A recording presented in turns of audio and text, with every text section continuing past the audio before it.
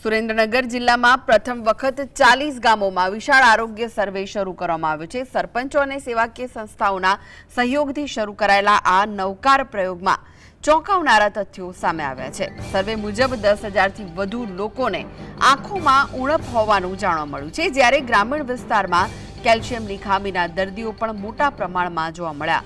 ઉપરાંત પથરી, પેટના દુખાવા, ચામડીના રોગના કેસ પણ નોંધાયા છે। પીડિત દર્દીઓને સારવાર અર્થે સામાજિક અને ધાર્મિક સંસ્થાઓ સાથે જોડીને ઇલાજ શરૂ કરાયો છે। જિલ્લામાં પ્રથમવાર આ પ્રકારની વ્યાપક આરોગ્ય કામગીરી હાથ ધરાઈ છે।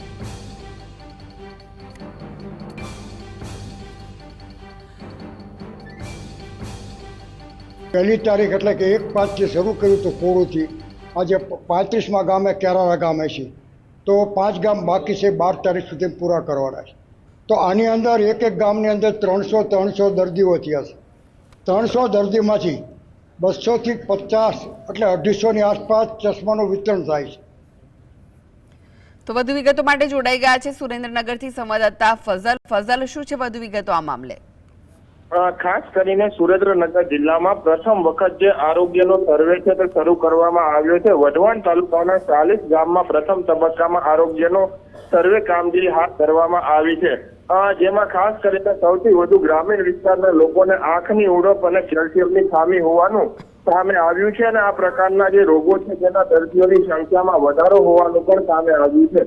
આરોગ્ય વિભાગની ટીમો અને ખાસ કરીને જે અલગ અલગ સેવાકીય સંસ્થાઓ અને સરપંચ ઇત્યાદિ આગેવાનો છે તેમને સાથે રાખી અને આ સર્વે કામગીરી છે તે હાથ ધરવામાં આવી છે। 40 જેટલા ગામોમાં 10,000થી વધુ લોકોને આંખોની ઉણપ હોવાનું સામે આવ્યું છે। તેમને ચશ્માઓ પણ વિતરણ કરવામાં આવ્યા છે અને તેમની આગળની સારવાર માટે અલગ અલગ હોસ્પિટલોમાં પણ જે પીડિત લોકો છે તેમને ખસેડવામાં આવ્યા છે અને અન્ય તબક્કાઓમાં જે ગ્રામીણ વિસ્તારમાં વસવાટ કરતા લોકોને પીવાનું ચોખ્ખું પાણી ન મળતું હોવાના કારણે પથરી, પેટમાં દુખાવો અને ચામડીના રોગો હોવાનું પણ સામે આવ્યું છે। આગામી સમયગાળામાં જે રોગચાળો પ્રસરતો અટકાવી શકાય અને ચોમાસાની ઋતુ નજીકમાં છે ત્યારે અન્ય રોગચાળો ફાટી ન નીકળે તે માટે આ કામગીરી છે તે હાથ ધરવામાં આવી રહી છે।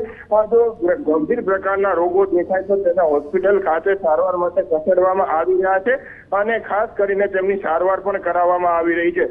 પ્રથમ વખત આ નવતર પ્રયોગ છે તે સુરેન્દ્રનગરથી શરૂ કરવામાં આવ્યો છે અને પ્રથમ તબક્કામાં 40 જેટલા ગામોમાં આ નવતર પ્રયોગના ભાગ સ્વરૂપે જે આરોગ્યની ટીમો તેમના દ્વારા સર્વે હાથ ધરી ચેકિંગ કામગીરી કરી અને હાલના તબક્કામાં તમામ દર્દીઓ જે પીડિત લોકો છે તેમની સારવાર પણ કરાવવામાં આવી રહી છે।